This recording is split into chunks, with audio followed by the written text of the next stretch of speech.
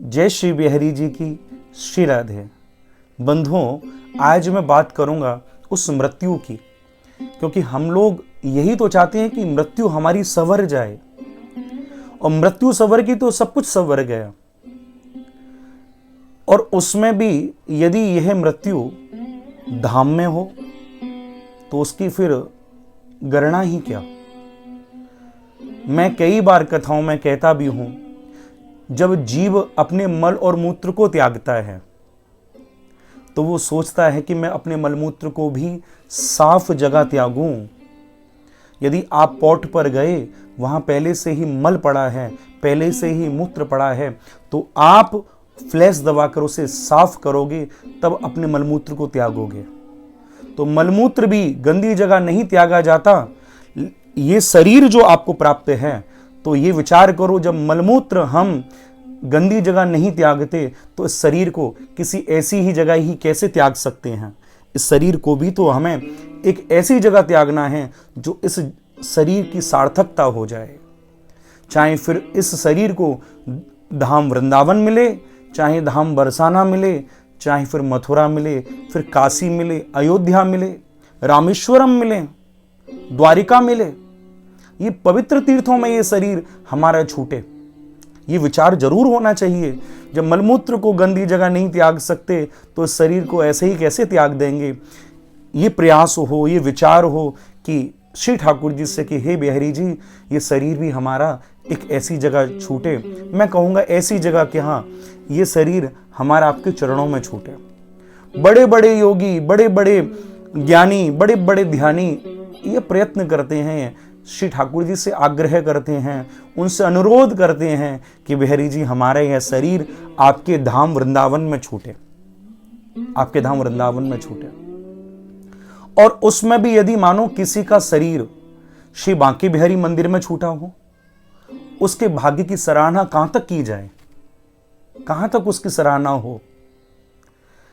अभी हाल ही में एक घटना घटी जिसमें 12 तारीख को एक महिला जो मुंबई से आई थी और श्री बिहारी जी का दर्शन कर रही हैं, दर्शन किया, दर्शन करके वहीं बिहारी जी के पास बैठ गई। लगभग उनकी बिहारी जी से दूरी जो होगी वो करीब 5 या 7 फुट की दूरी होगी, बस 5 या 7 फुट दूर श्री बिहारी जी से, इतनी दूरी पर बैठ गई।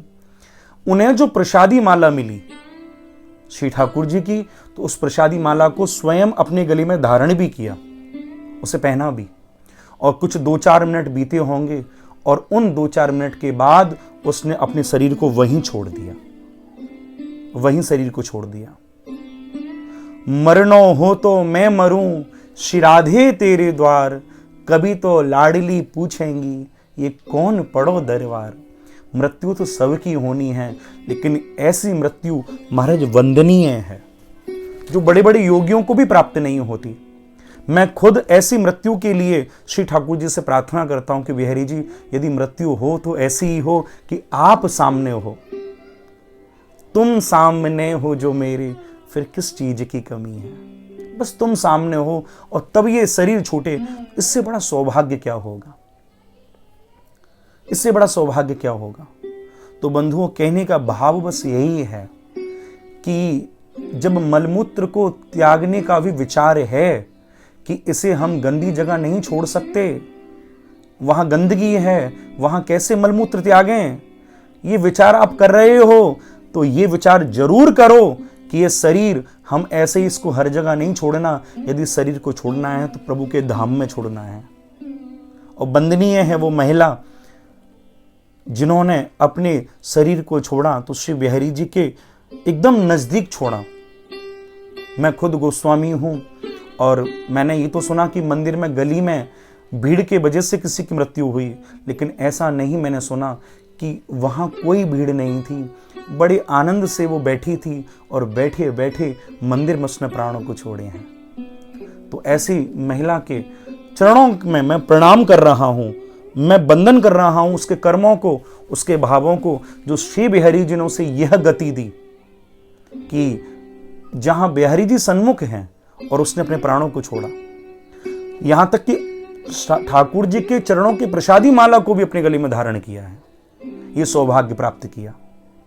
तो बंधुओं, ये मृत्यु बड़ी धन्य है और आप भी श्री बिहारी जी से, अपने आराध्य से, अपने इष्ट से यही प्रार्थना करो कि हे बिहारी जी, हे मेरे गोपाल जी, जब भी प्राण छूटें तो आपकी सेवा करते हुए प्राण छूटें, आपके नाम को गाते हुए प्राण छूटें।